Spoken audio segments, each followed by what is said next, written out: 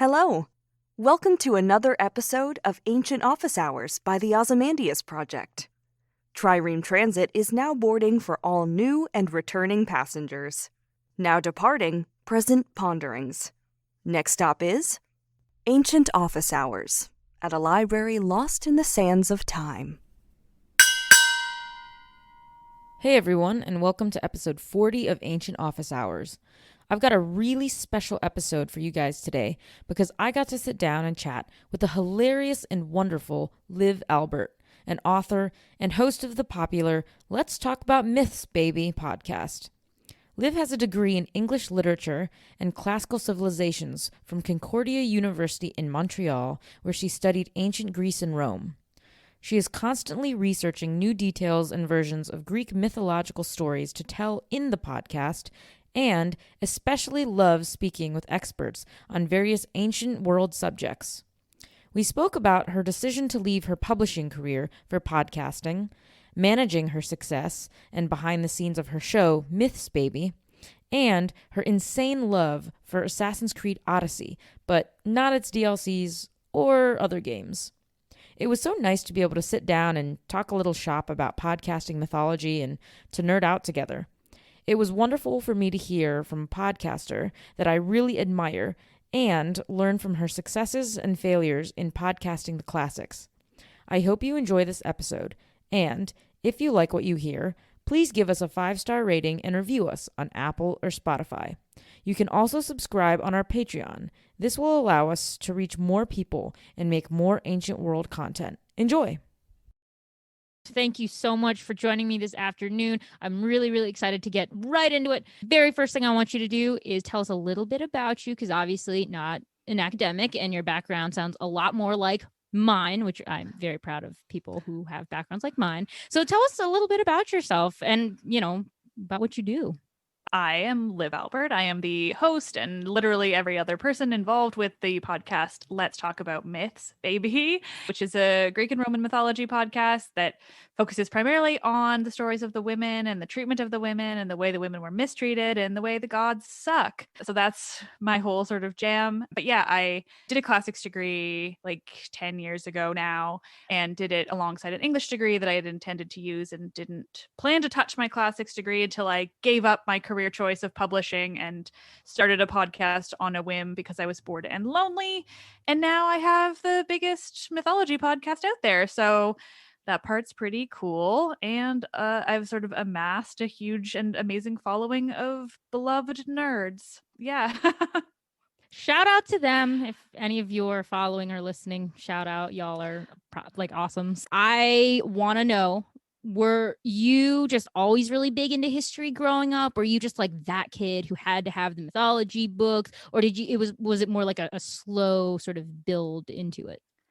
A little of both. Definitely always into the history, sort of varied types of history. I studied all the history I could in high school and sort of avoided all of the math and science and, the more practical things. Those were not, the things that drew me in. But I definitely was always into mythology since I was quite young and, never really planned to do anything with it. I actually did my classics degree specifically because one day I started writing a novel and I loved mythology. So I based my novel around Greek mythology and then kept learning more and more on my own. Was like, okay, when I ended up doing an English degree to go into publishing because of having written that novel. And then was like, I'll just minor in classics because I'm a dork and it's fun. And then as soon as I got into like my first classics class at university, I was like, hell no, what am I doing? So I double majored. Like all of my electives are going to be classics anyway. Like why not, make it a double major? And so I ended up just doing that and it kind of went from there. So it's just always sort of been a thing that I love and just was passionate by. A lot of my friends can tell you about, the times I would either bore or thrill them depending on the person with uninvited retellings of classical myths. One of my friends and I, when we were like 20, we went to Rome together, and thankfully she was one of those people who wanted to hear my ramblings. Not everyone does, but it fit very well. And so yeah, I'm just sort of one of those people who was always able to spout off random nonsense, and so I made it into a career. Nice. Well, I mean, so you tacked that on. Did you ever have any thoughts of dropping the English major, or were you pretty much like, no, I'm very committed to the double major? Yeah, so I was never into being an academic. Like academia in general was never my thing. I just wanted the piece of paper and obviously like to learn throughout the piece of paper, but I wasn't looking to make that a career or like a life choice. I was always intending to go to work into publishing. So basically I did my degree specifically to originally my intention was to become a literary agent, and then I actually went to grad school for publishing as well. So I have like a postgraduate certificate in publishing, and I worked for years in publishing. So that was like the whole goal, and I did the goal, and then turned out the goal sucked and was like barely paid enough to live in Toronto, let alone like live happily even after so many years. And so I just gave that up at a time when I literally thought I was like giving up my whole dream and had no idea what I was going to do. And I got a job I hated. I moved back, not home, but I moved like back to the West Coast where I grew up, and got a job that I hated more than anything. And literally I was just so depressed and sad at my job and lonely in a city that I just moved to and didn't know anyone, that I started a podcast. And I was like, well, if I'm going to do this, like I'm going to do it on Greek mythology. So it was truly like the biggest afterthought in my life. I was like 29 and just like felt like a failure and started this podcast. So it's just funny how it worked out that way, where it's definitely been like the thing that's found me the most success ever. And it came at a time when I was just like, I'm really lonely and sad and feel like a failure.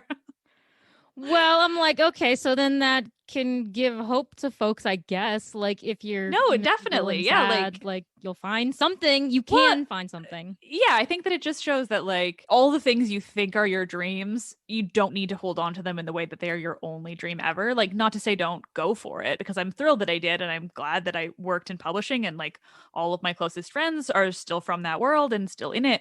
It's like a dream that was, I'm glad I did. I'm glad I went through it. It's one of those things that it's important that it happened, but also it led to the thing that was better in the end, So it's just sort of like, nothing's like the be all and end all of life. No failure is real failure.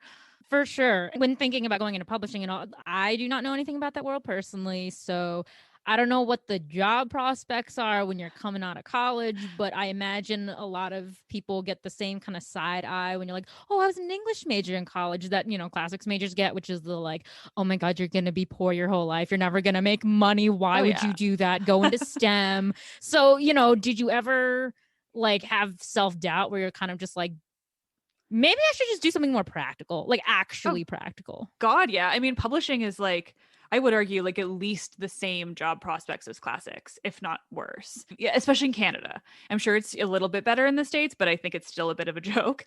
But like in Canada, we have, like 5 publishers and then some independents. And if you're working an independent, you're really not going to make any money unless you're at a certain place. Like there are ways. I have some friends who have found real success in publishing, and it's badass, and I respect them for it. And I want to watch as they like rule the world of Canadian publishing.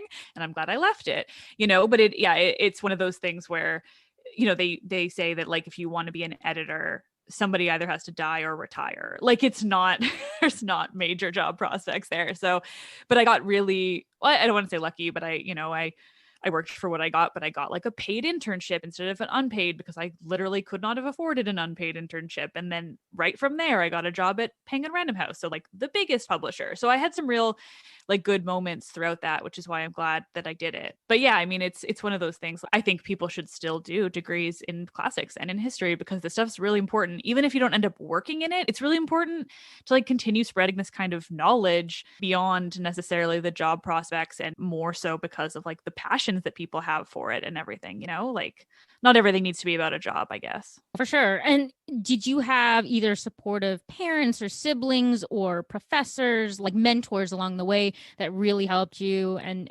kind of said, it's okay. It's not like STEM and it's okay. You don't need to go into that. Do your thing. And like, made it possible. Like definitely. I mean, my family is not a particularly academic family. So like, I don't have any well, I mean like extended family in STEM, but like my parents, like my mom did her degree in like childhood education. We weren't a family that was pushing for anything. My parents were basically thrilled that I decided to get a degree, because I didn't go back to university until I was 21. So there'd already been like 5 years or however many years after high school between there, where it was like they thought I wasn't going to do a degree at all. So there was just a thrill that I was going to university. There was definitely, like, my sister has a degree in fine arts, so she arguably chose an even more useless degree than I did.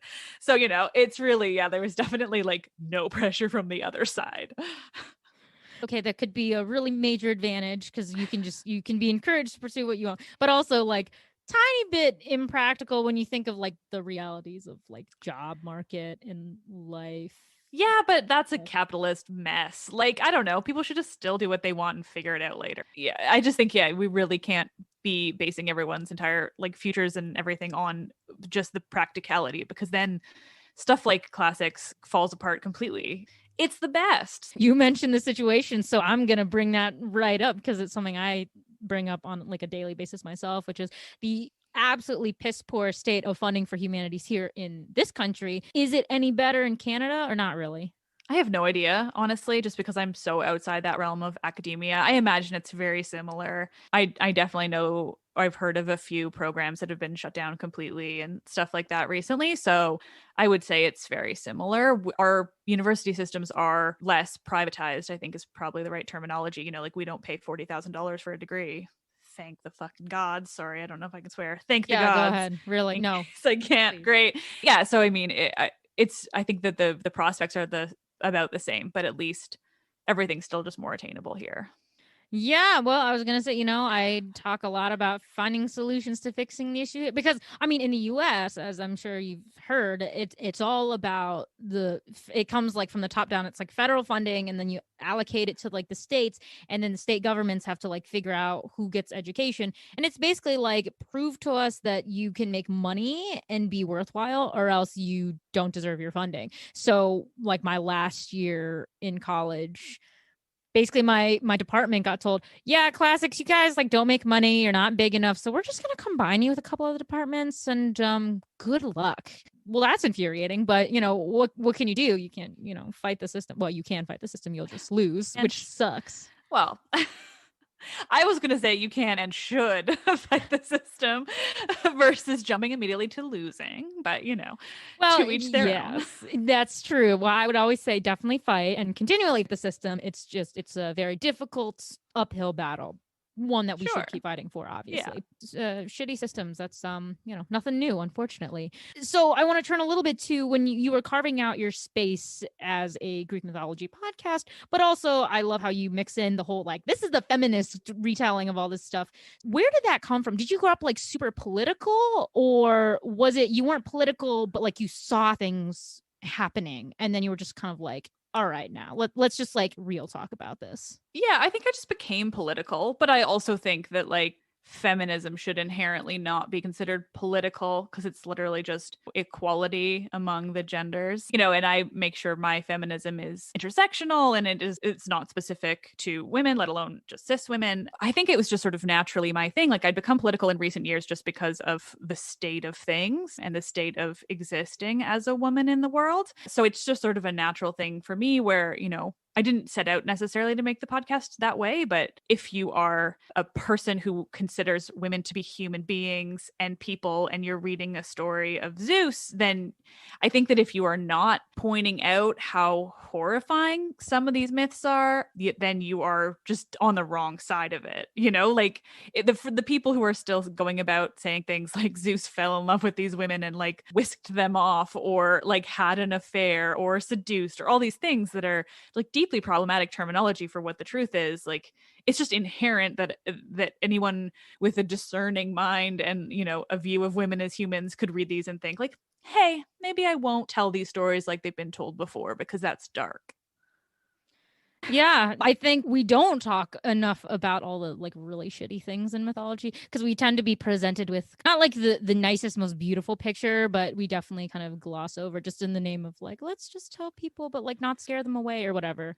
I also think we're given a patriarchal view of it, right? Like it's not like necessarily glossed over. It's just stories told by men, and then the men see it like Zeus seducing these women. Like it's that the storytellers from all the way back to the ancient Greeks who wrote them down, to who copied them down, to who chose what texts survived, to blah, blah, blah, like all the way down the line, it's always been men. And so it's just that the stories have been skewed so much that you think you're getting the truth, but what you're getting is something that's just been like told and retold and all the way down the line exclusively by men, except in the, other than maybe Edith Hamilton and people in the last 50 years. But aside from her and that time period, you're looking at men. Yeah, for sure. So, I mean, what can I say other than you're doing good work out here? You're illuminating people and pointing out real things. I mean, in your time podcasting, because you've been doing it for 4 years now, what would you say is like your biggest pet peeve that you consistently see people either saying or thinking?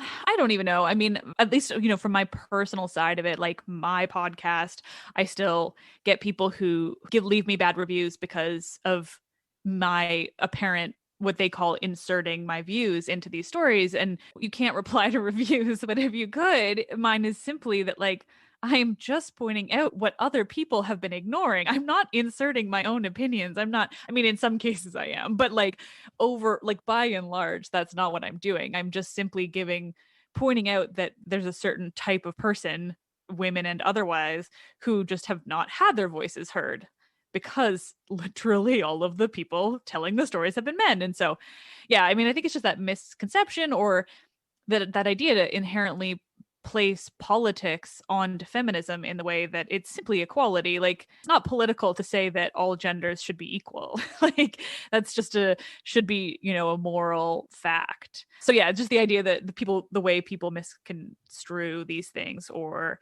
the way that, various patriarchal views infect these people to then say, these things about what I'm doing versus the truth. But I honestly, at this point, I don't care. Like they can say what they want. It's not a big deal. It doesn't affect me. But it's funny at the beginning because it does affect you at the beginning. Because especially in the case of my podcast, it's just me. I'm not talking to anyone else. Now I do. But still, like once a week, my podcast is still just me talking, just me telling this story. And so there's like a lot of personal aspects. And when people criticize you, especially at the beginning, it can be really harsh and hard to deal with. And I think that's one of the hardest things to get over as a podcaster is just like the critiques that feel personal or the critiques in general, but specifically those that feel like a dig on you as a person versus, a content of whatever. Yeah, well, I was going to say, I mean, so you've been podcasting a pretty long time now, and so you've got pretty good experience and time to, build up a thick skin. But for other, newbie podcasters who want to approach classical material, the ancient world, whatever, I started mine back in August, September 2020. So not that long. And I was really confronting like a lot of, how do I do this? This subject is so big. There's a lot to go. I could go in any number of directions because there's just endless possibilities. So what was that process like when you kind of first sat down? I mean, were you like, all right, I'm just going to try this and then let it evolve? Or did you have a pretty like clear idea of kind of what you wanted to do with it? I mean, so I didn't like my clear idea was just Greek mythology, honestly. But I also think that 4 years ago, podcasting was a different realm where even now, like you really shouldn't go into podcasting assuming you're going to get big or with the intention to get big, because I think especially if that's your intention, it's probably not going to happen. Like it is really hard to get big in podcasting, and it takes like obviously talent and like drive and motivation, but it also takes like confluences of things you have absolutely no control over, right? Like I can't say that all of my success is based entirely on me. It's all based around me. Like if my podcast was different, maybe I wouldn't have reached this level of success. But it also is like the way, the world is right now. It's the way how popular mythology is becoming, and it's all of these different things that come together. But I just think the main thing should be have a vision of what you want, and mine has changed over time because I didn't intend that at the beginning. But know what you want to do and prepare ahead of time is my biggest recommendation to people. Like do all the research on how to start a podcast, best practices. There's so many things that help purely because of algorithms more so than the human audience. And I think those are big things to pay attention to as well. So yeah, I mean, there really is so much to it. It's a wild world, but also it's fun. And I love that literally anybody can do it. Yeah, it is one thing I was noticing. I mean, this seems to be the exploding podcast age, because definitely a few years ago, people were kind of like, okay, there's a few over here and blah, blah, blah. And yeah, still wasn't a big thing. And now, I mean, yeah, definitely pandemic helped because people just discovered, oh, if I have a microphone and some kind of recording device, ostensibly some interesting topic, you can do it. Like, oh yeah, just sit down and do it. So it's a whole new world. So when you were still early on, I mean, before you finally caught the success that you have now, I mean, was there ever a point where it just seemed like you wanted to stop? just because it was, it was getting a little much. It was a little hard. It's a time commitment, or you're just having fun with it the whole time, and then boom. Definitely having fun with it the whole time. Like, I don't think those are mutually exclusive, unfortunately. But yeah, I've always enjoyed it. And my successes were like slow burn. It was really, it's not like it all hit at once at any point. The thing that made the big change for me was just the right ad company coming along and giving me the ad space that allowed me to quit my job, because there was definitely a point where I would have had to stop the podcast if it hadn't become well enough paying to become my full-time job, just because of how burnt out I was, because I was doing a full-time job. And after the pandemic, or, at the beginning of it, there is no after, I was doing 2 episodes a week and then restarting my full-time job where I managed a retail store in the pandemic, and then still trying to get 2 episodes of a podcast out a week. So I was just burnt out completely. So I do think it's so hard to say when, I don't say to quit, but I think you have to manage your expectations and make sure that the amount that you're doing is worth it for what you're getting out of it, or maybe just slow it down so that you're not burnt out, or various things, like I would have had to slow down or stop entirely in order to save my mental health. Like around this time last year, exactly. It was really nearing like the line of what was going to happen. Yeah, no, totally understandable. So, I mean, hey, totally commendable. Glad you're still to this day having fun with it. I think that's Me too. That's the goal, right? Like everyone wants to just be so happy and do what they do. I think I definitely, I never saw myself as a podcaster, and it's really funny because I would not have started mine except for a friend who was like, it's pandemic time. You clearly love talking about the field. Why don't you just get a microphone and start recording yourself and maybe some other people? And I was like, no. Why would I do that? I don't have time. And then, I just sort of pushed myself and I was like, oh, I guess I could try this thing. Maybe. I don't know. And now here I am. So it's wild. It's wild. Yeah, so it's just fun, like you started as a fun hobby and see where it goes from there. Like it can be a hobby at any point. It can just be like a thing you do on the side for fun, and then it can grow, or it can remain that way depending on what you want and what happens. But it's just a fun thing to do for sure. Yeah. And it really helps to stay realistic. I think, somebody early on was like, okay, well, what's your definition of success if it doesn't work out? And I said, well, if I can get any professors to listen, even to one episode, and maybe assign it as like an extra credit thing in a class, just because the guest had something really important to say, to me, that's success. And they were like, okay, well, then you're good. That's pretty low. Shoot for that. And I was like, okay, great. Still don't actually know if any professors have used it in their classes yet, but I'm hopeful that somebody will hear something they like and use it. So yeah, that's a really fun measure of success too, and attainable, and just like would feel really good. Yeah, I don't know. I definitely would never approach this activity as like I don't know. I still would be like, oh man, I don't think I'd want to do it as a full-time job. Then I'd start to feel pressured, and I'm like, no, I always wanted to just be fun and, have it be a great way to meet new people. Honestly, that's what I was doing during my pandemic life. I was like, I'm sad and I'm introverted, but like, LOL, lockdown makes my introverted self like happy, but also I miss people. So I was like, I'm just going to create a way to Zoom people all over the world and make new friends virtually, since I can't like go anyplace. So. Yeah. And I do think like the pressure of it becoming a full-time job can take away from it. Like, I think if you are setting out to make it a full-time job, to have this moneymaker that's like going to make you rich, it's not going to add to a good podcast, because if that's always the intention, like what are you doing? Like the thing about good podcasts is that it's usually because the person is like really passionate about what they're doing for the sake of it, not for some big success. And even like the pressure of making sure that my episodes stay regular and just as good is huge still. And now it is my whole career and like my income. And so even, there is still a lot of pressure even after all this time, where I'm really confident and I'm confident in my skills and my listenership and all of these things, but there's still that pressure. There's still like, well, I was off my game this week, but I still had to release an episode. So here we go. Hope it's okay. It's a very like odd place to be in, and one I'm thrilled to be in, because most of the time I'm still feeling great. But then you still, everything is always, there's still going to always be this level of pressure, especially when it is something so tied to this thing that I love, but now is also the way that I pay my rent.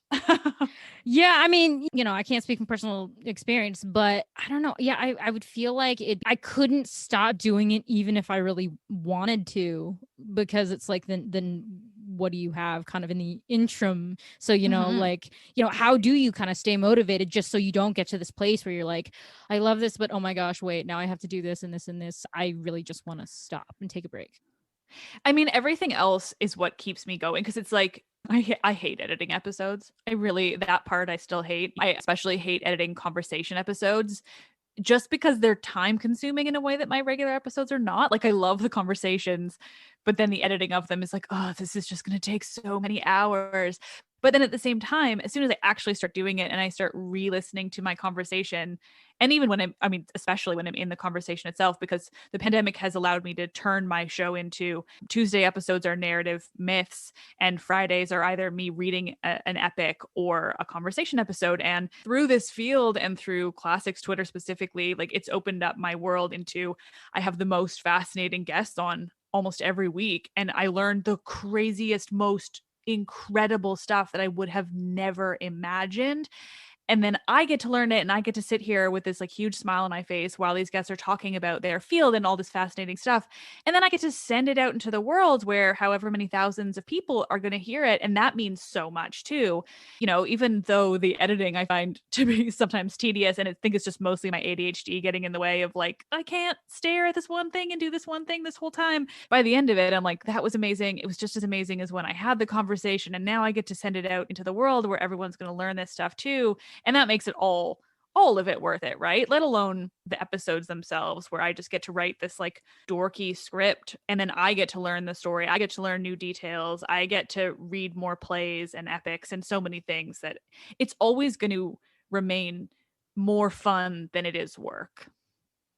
Oh, that's nice to hear. It's always nice to hear that, it's motivating. And yeah, I would agree. When I bring on experts in their fields, I'm just like, you are a vast wealth of knowledge, and everything practically coming out of your mouth is going to inform me in some way, shape, or form. So it is really nice, because it's brings out the perpetual student, right? Where it's like you're always learning, and you're creating an avenue for yourself to learn. And then editing. Yeah, I'll admit, editing sucks. It takes up a lot of time, and I could sit there and then look at my clock and be like, I just spent 2.5 hours editing. I'm so tired. Get me out of here. But you're right. Yeah, it's nice to go back and to kind of relive it after however long is gone since you recorded it. So exactly. Yeah. All right. Just to like wrap up this nice podcasting chat, because I love just talking shop with other podcasters. You have the degree of success. You're in a really good spot with your podcast. Where do you see your show in the next 5 years? Like, is there some place where you'd like to get to, some kind of, I don't know, pie in the sky? This would be a fun goal to hit. Not like, you're forced to hit it, but just anything fun that you haven't gotten to do, just fun stuff. Not really. It's funny. Like, I think just keeping it going like this, like, it's just fun now. And pandemic aside, I'm looking at touring and what I could do there, which would be, frankly, it's terrifying, but I'm trying to convince myself it's not terrifying. Be less terrifying when we're not still in a pandemic. But yeah, things like, honestly, just keeping going the way it is. The thrill for me is the bigger I get, the more help I get, which is like, okay, I'll take that. So yeah, that's really it. Just my biggest goal is still to release the novel that started this whole mess of a world I live in now. It's a goal completely outside of the podcast, and that's like the thing I work towards. And otherwise, I just want to kind of keep going the way I'm going, because it's fun. That's awesome. I hope you get to, and I'll, avidly be following along. Like, oh, okay. What's going on this week? Now that you've brought up the fact that you get to tell fun sort of narratives and educate not only yourself as you do the research, but then get to bring those to other people, do you have a favorite myth? I know it's so hard to choose, because I can't even say I have one. But if you, okay, maybe, I don't know, top 2, maybe, is that a little easier? I have 2 that I can give you for 2 different reasons, which is why I think that I love them both. I would say, like, my favorite, big sprawling myth / my favorite epic is the Odyssey, because it's a perfect masterpiece of amazingness. And I love my problematic hero, Odysseus. You know, that's my overall, like, I just love the Odyssey so much. But my favorite, I don't even want to necessarily call it a myth, because my favorite bit about this is not the myth, it's the misconceptions around it. Because, like, in My Girl Medusa forever, because of the way that absolutely no person outside of the field of classics understands her, but they all think they understand her because of the ways in which she has been misconstrued over the years. I find it fascinating and dark and weird, and it brings out this level of misogyny in people that you would not expect. But ultimately, it's led me to then read every extant source that I could possibly find on her and learn all these intricacies and all the ways that modern representations of her are just 100% wrong, let alone all the other, you know, bits and pieces that come along with it. So my favorite all-time person is Medusa, less so for her than the way that she has been evolved and messed with. I find it so fascinating. Yeah. Do you have a favorite adaptation of her story or something with her in it, I suppose, if we can even say that, in pop culture? In pop culture, no, because it's awful. Because everything about her in pop culture is wrong. My favorite thing about her is that her level of monstrosity is debatable, if she is monstrous at all. I love that she literally hurt not a single person on record when her head was on her body. I love that she has become this like iconic monstrous evil that needed to be killed when absolutely none of that exists in the myth. The earliest extant source about her is Hesiod, and he feels bad for her. He literally says she suffered a woeful fate, and he says absolutely nothing about her doing anything bad. And yet she has like become this thing, this monstrous evil. Some man on Twitter told me that Perseus was ridding the world of a deep, like worldwide pressure of evil by killing Medusa. And I'm like, there's nothing about that. Nothing. The earliest source is literally she was a Gorgon. We don't know what a Gorgon looks like in this source. She simply was a Gorgon. She was one of three. She was the only mortal one, i.e., the only one he physically could kill. She was with Poseidon in some way. I'm pretty sure he assaulted her because he's Poseidon. And she, quote, suffered a woeful fate. Like, that's it. And yet we have this idea that she deserved to be killed to rid this world of an evil, that everything would be better if Perseus flying on Pegasus, its own anachronism of epic proportions, in which he had to kill Medusa because she was like terrorizing the land. And it's literally none of that exists, let alone the mess of Pegasus being ridden by Perseus. Like, it's just, I love it. I love it because it's wild and ridiculous. And Pegasus was only ever ridden by Bellerophon. He literally wasn't even born yet. Yep. Well, you know, when things go into pop culture, as I say, the sausage maker, it really kind of slices and dices it up. It gets really weird. I want to talk to these people and ask them how they think Pegasus could possibly be ridden by Perseus, just like in terms of physics, because he's literally born from Medusa's severed head. How do you ride the thing to kill Medusa when it's born of the death of Medusa, friends? I could go on, clearly. Right. So, I mean, do you bother to watch big blockbuster movies like, you know, the Clash of the Titans, where do you use that basically as almost like comedic relief, or you just watch it and you just like laugh at it the whole time? I mean, yeah, especially Clash of the Titans. I haven't seen the old one, which I need to, but the old Jason and the Argonauts was amazing. So I just know how much I need to see the old one. But the new one I watched, and I just love it because it's like, I mean, not only does he ride Pegasus, but he comes upon this like herd of Pegasi and he picks one, and you're like, screw you. It's one flying horse named Pegasus. Like, fine, there were more flying horses. Sure. They are not all called Pegasus. It's a proper noun. Like, I've got so many like go-to phrases on that, like the Kraken. Holy shit. What are you talking about? It doesn't even sound Greek because it's obviously Norse. But even if you didn't know that it was Norse, it doesn't sound Greek. And it's just like, I love those things so much, especially because I suppose, and this is where I could go on, but I love them because the things they change to make the myth wrong do not add anything. They just make it wrong. Like the story of Perseus killing Medusa, aside from the fact that I don't believe Medusa deserved to die, like the story of that could make for an incredible movie. It would be so good. And yet they add a Kraken where, why not Keto? It doesn't even, like, Keto is the sea monster he killed, or Ketos rather. Like, he kills a Ketos. What is so different from Ketos to Kraken that you felt like you had to do Kraken? Why? where does that come from? That it's not even like more syllables. Like you don't even get like more epic sound. It's another K word. It's 2 syllables. Like what's your deal? Things like that where I'm like, why? Just tell me why. Or tell, like, that Pegasus thing aside, like I understand why people want to see a hero riding Pegasus. I would love to see poor Bellerophon riding Pegasus somewhere instead of Hercules and Perseus, when it's just Bellerophon. The poor guy, he's completely forgotten in favor of this horse. But so no, I think I love them for that reason, to look at the absurdity and just be like, this story is so good in the way it was written in ancient Greece. Why are we bothering to fuck with it in this way? Why? It's a great question. Thank and I have you. so many questions for movie executives. But then again, I always have questions for executives for other nitpicky things as well. I mean, are you also this passionate about like movies portraying other ancient cultures, or is it particularly like Greek mythology? I just don't know enough about others. Like I definitely have a thing for Egypt and have since I was a kid, but I don't know enough. But I mean, I would definitely be this passionate about all the white people in that Gods of Egypt movie. Like that's in itself problematic as all hell. So like certainly when it comes to like basic level history that is then inherently racist by fucking with it in that way, like obviously I'm gonna have thoughts on that, but that's more to do with like the Egyptians were incredible, let's not make them white. That's its own thing. But probably nothing other than Greek mythology. Lord of the Rings, but that's not classical, or that's not an ancient myth, so Yeah, I mean, you could vibe with it was inspired by, but yeah, I don't know. To me, it's its own mythology, but it's not an ancient mythology. But that's definitely like the only other mythology that I feel as strongly about, which is a bizarre thing to say because I recognize it's not.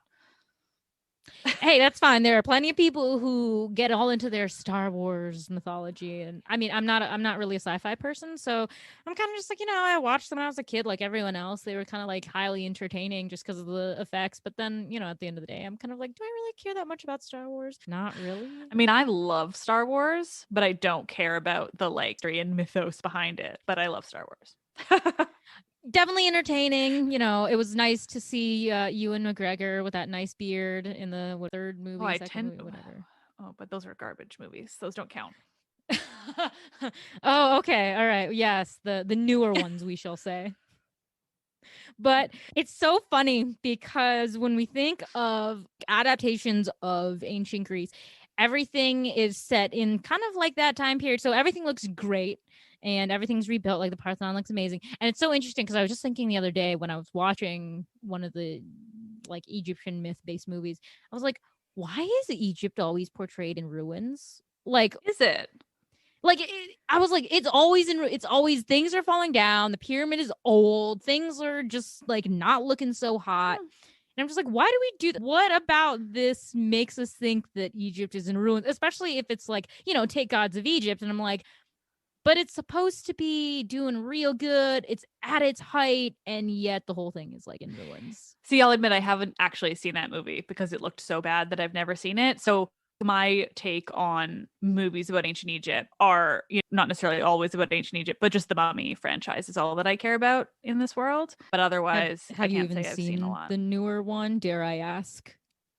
Oh, it's hilarious. They get the God of the Dead wrong. I'm pretty sure it's the God of the Dead. Could they say like Anubis? They say Anubis when they mean Osiris or something, where I was like, I'm not even good at Egyptian mythology, and I know that you got the god wrong. Like just a simple Google search of like who's the god of X. It's wild. I watched that one and just laughed hysterically. Yeah, no, people get even simple things wrong. Like people running around saying, Osiris, he's like the dog-headed god, and I'm just like, that's a jackal. Well, and it's Anubis.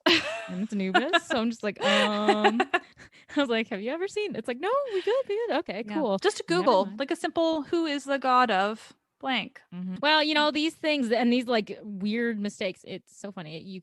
It clearly differentiates who's capable of a Google search and who was like, I don't care. Yeah, exactly. I don't even care enough to look it up on the most base level.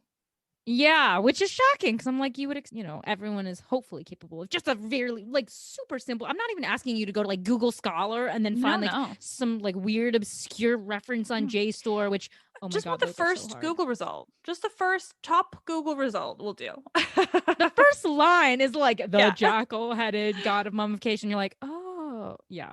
So it's fun. So they get things wrong. It just popped into my head, and now I have to ask, since you have very much stated you love Medusa. I love Medusa because she's so misunderstood. How do you feel about them slapping her head on something really random like Versace? I just don't think I care enough to have an opinion. I like know that's a thing, but also it's Italian, right? And Sicily has used Medusa or a Gorgon rather for like ever. So I feel like if it's coming from that, then I'm kind of like, okay, you're taking it at least from your heritage.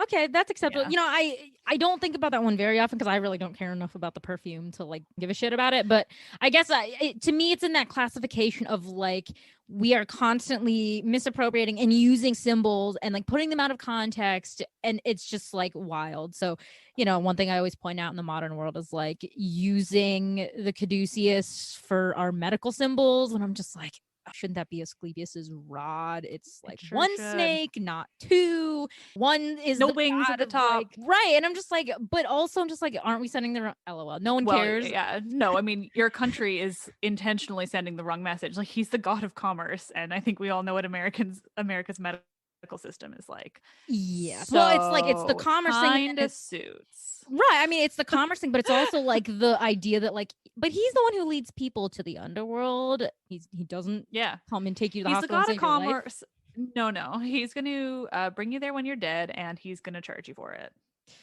Yeah, you know, so I'm just like that. That's one I would say that really bothers me, along with like the as ridiculous as it is, the Trojan condoms, right? Where I'm just like, who thought this was a good idea? Again, the opposite of what it should be. Just like we all know what the Trojan horse was, right? Yeah. Like, we just like to use a bunch of ancient stuff and make it sound cool for just have like it be no deeply apparent wrong. reason.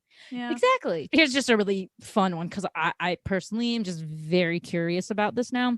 If you were told by some like Hollywood executive that you could make a movie or a TV show out of any character or popular myth that's not Medusa, what or who would it be? The Odyssey. Yeah, obviously. I mean, I want it 10 years ago because I want it to star that level of Sean Bean from Troy. The only good part about that movie, other than Brad Pitt's abs, I want to see Sean Bean in 2004 in a realistic, full-blown miniseries adaptation of the Odyssey with every waking moment of all of his nonsense, his lying, and his getting all of his men killed over and over and over again. All of the women. I want to see every moment of my problematic love Odysseus as Sean Bean, or Sean Bean as Odysseus very specifically, because also I love Sean Bean. You know, it's so funny because when the 2018 miniseries came out, I was like, okay, there's certain parts about it that I was like, you mean the Troy Fall of a City? Yeah. So I was like, so when that came out, I was like, okay, so they added more things that the movie didn't, which I liked, but then they also got some things a little wrong still that I was like, okay, don't like that. But I kept thinking to myself, if we could just use like half of the cast from the 2004 movie and put them into the miniseries, I would have enjoyed it so much more. But that's because, you know, again, Sean Bean, love him, so would want him in there. But also I was kind of just like, am I the only one who really enjoyed Brian Cox as Agamemnon? Because he was pretty good, yeah. No, yeah, because I think he did really get across the like overall general shittiness of Agamemnon, where you're like, I don't really see any redeeming qualities in you as a human. I see that. So I really would have liked him to come back. And then the dude who was Menelaus, I forgot the actor's name, but the guy who was Menelaus in the 2004 movie, I actually would have liked to see. I didn't really like the guy in the newer one. So I watched the first episode and I hated it so much I didn't keep going. Oh, okay. It was I was like, no, I'm not in on this. I definitely suffered through it. You know, there's some interesting part. I mean, hey, at least they included Penthesilea, which is something that the movie omitted, which I will never forgive them for, but that's like a whole the movie killed Menelaus. The movie has some flaws. The movie killed everyone. The movie killed Agamemnon before he was famously murdered. I was just like, but he doesn't die at Troy. Agamemnon dies in Troy in that movie too. Is it just? It's not just Menelaus. Jesus, yeah. Yeah, because it was it? No, it was. It was like Briseis when he like captured her. Something he was like, I'm taking you, and then she like takes the knife, like she's hiding it behind her, and then she like stabs him in the neck, and so all you see is him going like, good grief. Yeah, and you're like, no, dude, like, you got to get killed by your wife in the bathtub.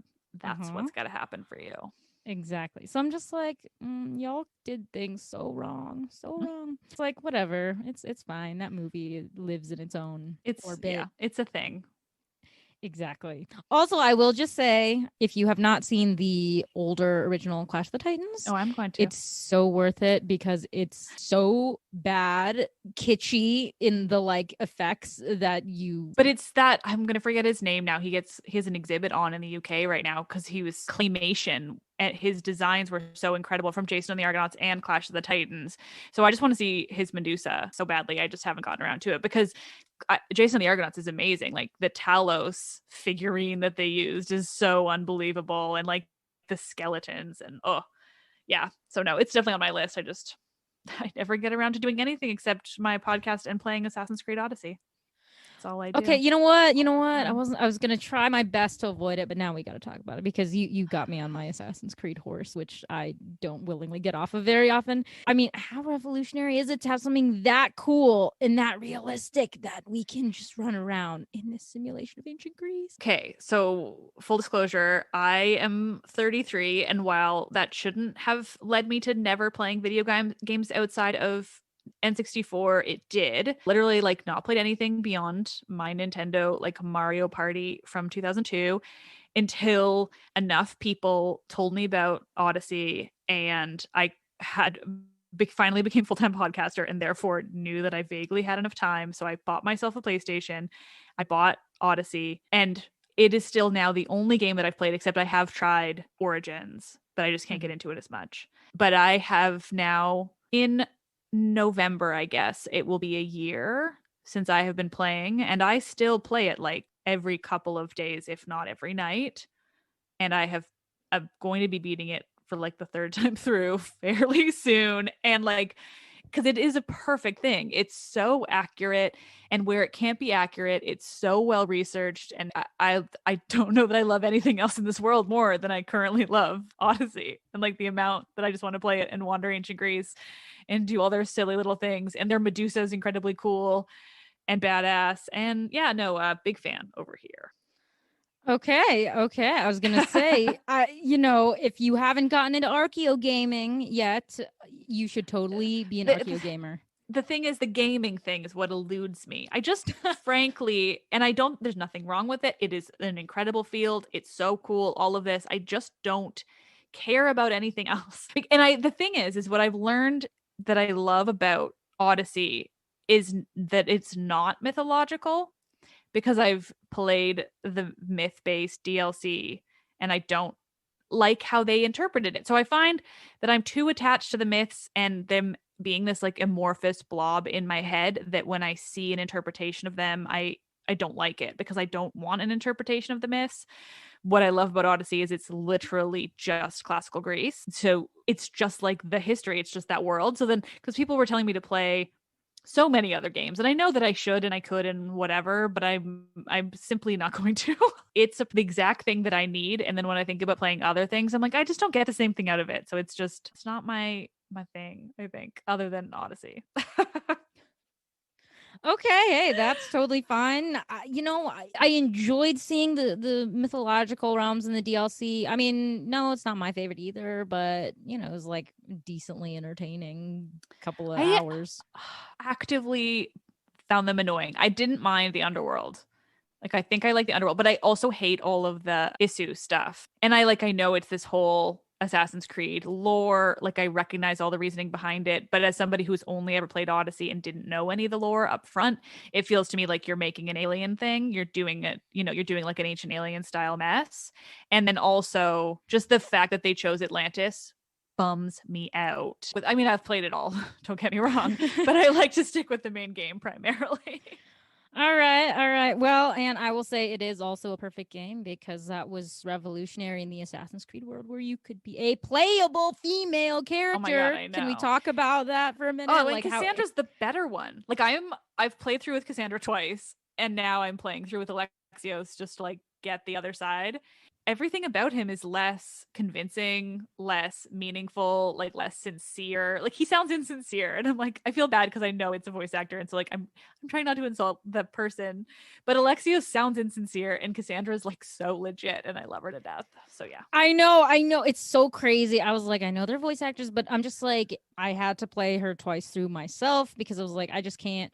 And so I did. I subjected myself to, all right, I'll do a full playthrough as Alexios. I promise I'll get through. And I found myself struggling because every time I logged on, I was just like, oh, the urge to just like go to the other save file where I can go back to her is so strong. But oh yeah, I made it through, but my only issue, and it wasn't even with like the actor's voice itself. It was my issue was with the voice direction, because I was like, who thought it would be a good idea to tell him to do like a caricatured voice of what you think yeah, a that's heavy like Greek accent is supposed to be like? Yeah, except that they're all Greek. All the voice actors are Greek. Yeah, it's a funny thing. I don't know. I find just like I have 3 ongoing games at any given time where like my Cassandra's at 99 and everything's beat, except I haven't brought myself to complete all of the Daughters of Artemis locations because I don't want to kill the lead huntresses because I'm their leader. And I'm like, that just seems mean. And so, yeah, other than those, like it's just completely complete. It's hard to keep going because I'm like, I'm just replaying all the same things. There's no more chests to discover and I want them. So I have like her if I want to just like live it up by being like the epic level 99. And then I have like my like level 14 Cassandra who's doing it all over again. And then I have Alexios who's like comfortably in the middle. And so it's, it depends on where I want to be in the game on that given evening, whether I just want to wander. I've got a whole system played out, and Alexios plays his role. He's not ideal, but he's kind of fun. I like the armor on him sometimes better, the ones that are like super hyper masculine armor. So I'm like, well, I like to try out those. I got Cassandra with the Amazon gear, and I clearly put a lot of thought into this. It's okay. All those like different loadouts they give you, I have them all because I'm like, no, I have the 4 separate loadouts. So she looks good in these 4. And it's I need to do that. I keep forgetting that that's an option. I got to do that. So then I've got all the full options totally complete and decked out, especially with her because I've got my level 99 one. I'm like, I don't even know what to do with all of the money and like gems and stuff that I have now because that's my new plan. Thank you. Yes, no, get those loadouts, right. Man. They are awesome. And it's like with the loadouts, you can do not only the fun gear, but then you can choose like what kind of animal mount that she rides, and you put the fun stuff together. The whole thing. So, yeah. I'm currently collecting the Dionysus gear. Oh, that's very fun because it's just so purple. It's just so purple. Oh, riding the big ass sacred bull around Greece is just hilarious. Although I will say my favorite is actually the sacred deer that I pair with the like Artemis stuff. Oh, I don't have that one. Oh, you need to get it. I don't want to pay for anything. I know. Well, that's the only thing I hate. So I just I check my random guy who sells them every once in a while. I check him every couple of days, so I know. Yes, Sargon. I think that's the word. Yeah. Yeah, Sargon. Yeah, no, it's fun. Well, and I think I've spent so much time in that game that when I had the opportunity to meet and speak with Cassandra's voice actress, I think the first thing I said to her was like, "Hi, so who's more Cassandra, you or me? You voiced her, but I've spent 400 plus hours as her. So let's talk." And she's just like, I don't know, man. At this point, probably you. That's very fun, though. She must be cool.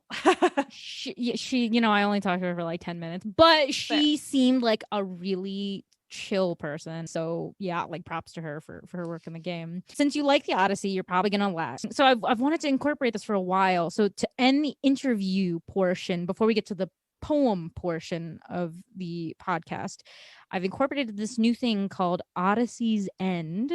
Fun 3 questions at the end just to kind of do some fun things. And also, I like 3 because it's a great mythological number for Greece of great significance. 3 fates, 3 furies, 3 gorgons.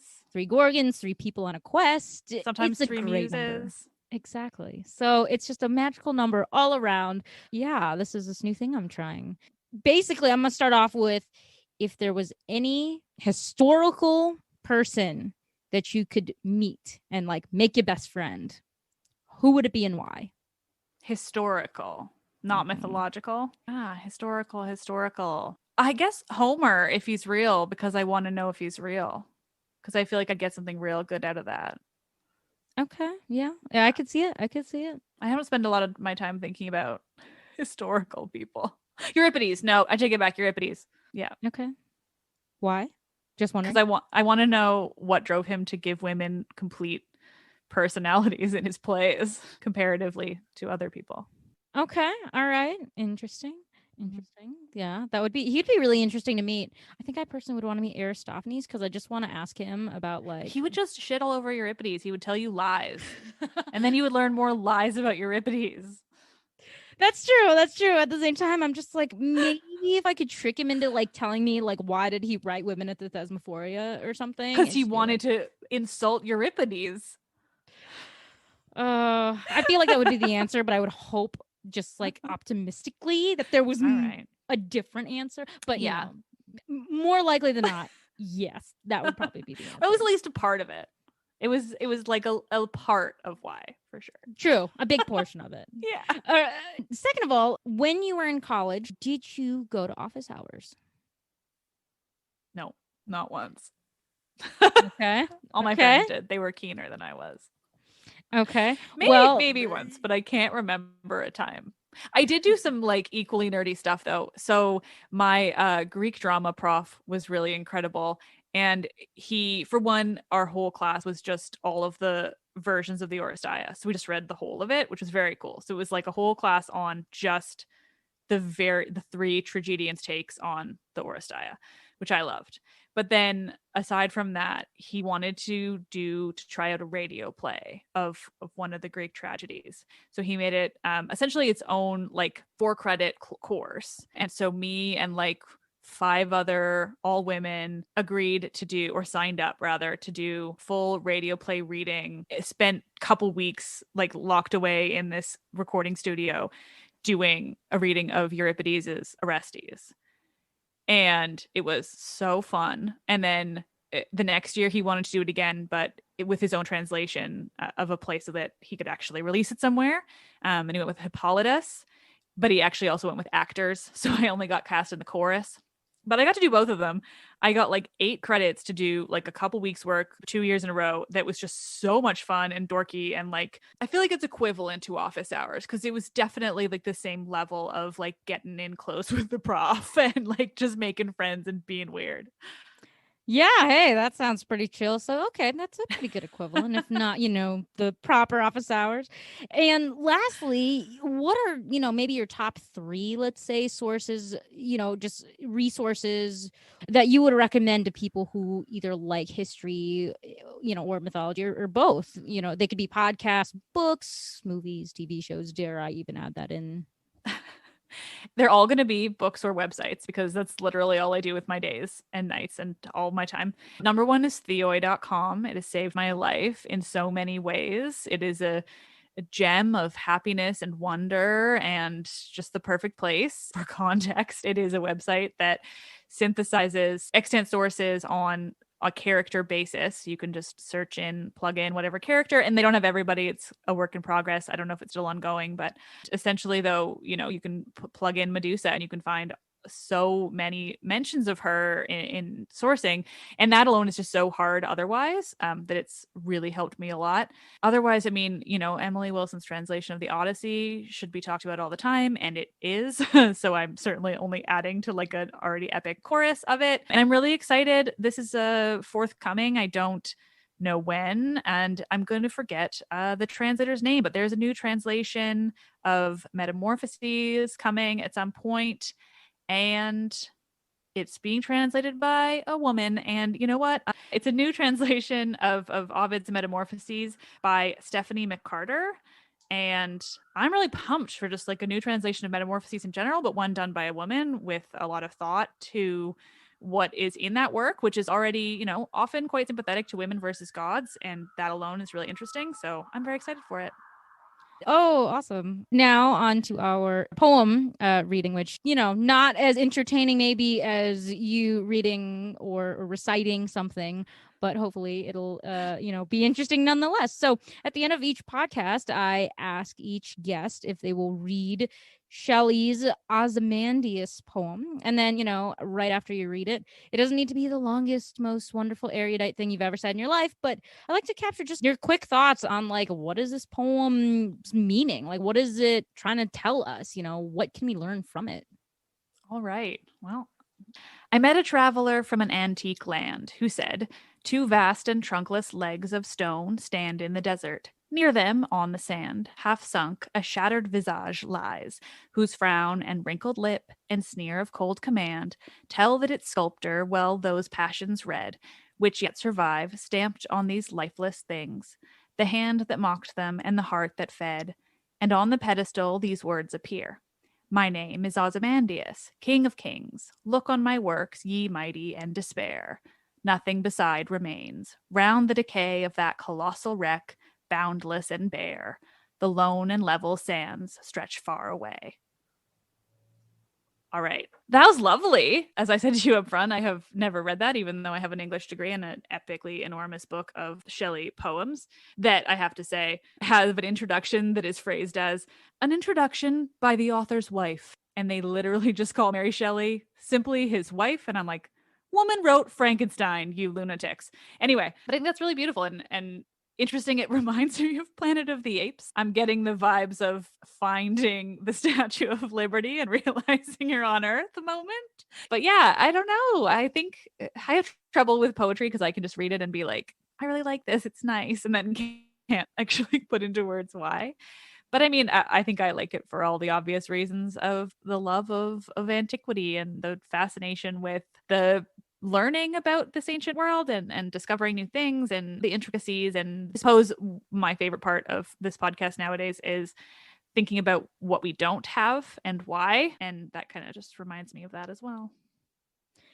Yeah, I love the Planet of the Apes analogy that you brought up because I think, it's true. I mean, as we know, it's Ozymandias is just the Greek name for Ramesses II. So I know that Shelley was really inspired because this broken statue was supposed to be taken from Egypt to the UK. Weird, really? They did that? Yeah, I know. Oh my God, how could you even? Sorry, that's sarcasm to make very clear. Yes, because they were saving these things, quote unquote, borrowing these things. Yeah, and then literally forever refusing to give them back. Oh yes, like many anyway. Things. So so the statue was right. So the statue was it was going to be moved to the UK, and so he caught a glimpse of this broken statue that they were carting back and was so inspired that he wrote the poem. He wrote all 14 lines, and I was like, interesting. So I wonder what Shelley is saying. And so I get all polemic about it, and I'm like, oh, guess what, guys? It is commentary on political power. It's ephemeral. It'll go away.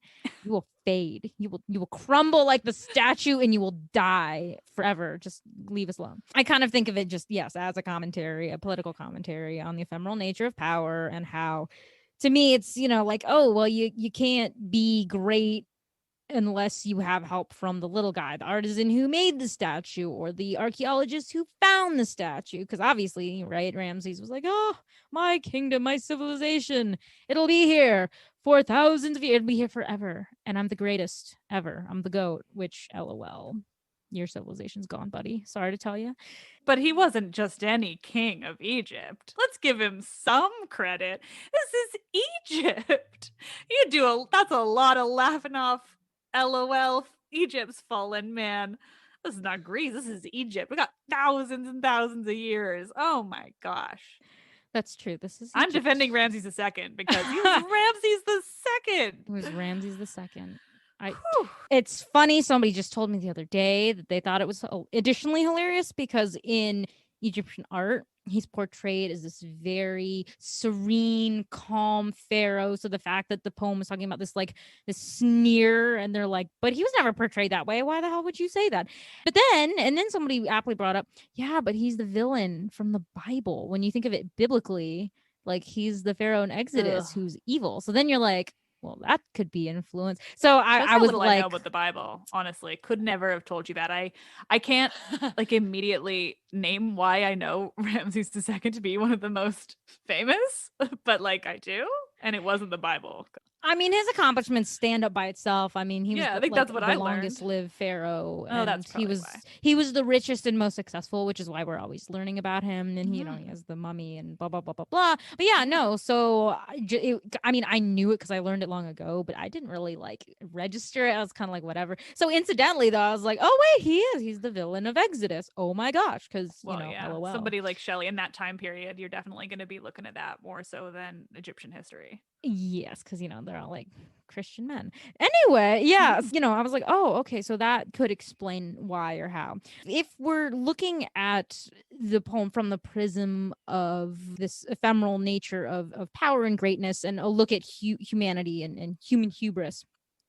The last question I like to ask every single guest on the podcast is, if you think about our culture today and all that it is, do we have like a modern Ozymandias? And I say, this could be a theoretical answer. It could be, person, place, thing, idea, whatever. But like, if we looked back from 2,000 years from now, another 200 years, if we're looking back, is there something right now that we're going to be like, we thought this was so great and amazing, greatest of all time, but like LOL, in the future it's stupid and ridiculous, and why?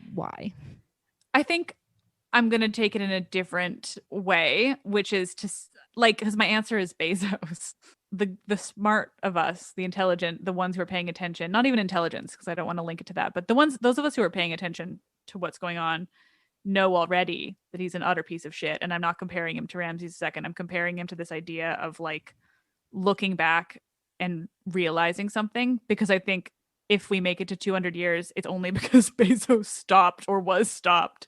And we're going to look back and be like, oh, wouldn't it have been cool if there wasn't this billionaire sending himself to space just for fun and putting out more CO2 than like the entire world emits in a whole year, just because he felt like nipping off into space and he could. So yeah, I could get it dark and bring it to Bezos, almost anything. But I also want to make clear, I'm definitely not connecting that to Ramses II. But also I think, so for me, reading that poem, I don't so much see it like that. I think I went immediately to the history of it and like unearthing something and seeing it from that perspective versus the idea of the ephemeral nature of power. I see it more of like the unearthing of history. And yeah, I don't know. It's interesting to see. But again, I don't think about poems all that often, except Homer and epic. Well, I haven't really done poetry since I got out of school. So this is LOL, spoiler alert, the only poem I've read in a very long time. And it's the only poem I even bother to do analyses of. So then again, I've been looking at this poem for a very long time, and I may just be reading too much into it. Because, that's a thing I do a lot. Anyway, I love the Bezos comparison. I think it's true, though, in some aspect. I mean, there's so many different ways you could go with it. If someone was like capitalism. Well, yeah, I mean, I'm basically saying capitalism, just linking it down to the worst and utter, absolute worst level of capitalism, which is Jeff Bezos. I just realized in today's episode of my podcast, the one that just came out this morning, I definitely said he deserved a worse punishment than Tantalus. So I don't think I'm making a big leap by what I just said here. And that's pretty bad if you're like me and you love food. Oh my God, I couldn't imagine anything worse. But man, it's been so fun to talk to you. I love talking to fellow podcasters and fellow like history mythology nerds. So I'm so happy that we got to make this work. Thank you again for joining me today. Thank you so much. This has been very fun. I do love to talk. That's my thing. Trireme Transit is now departing ancient office hours. Next stop is Present Ponderings.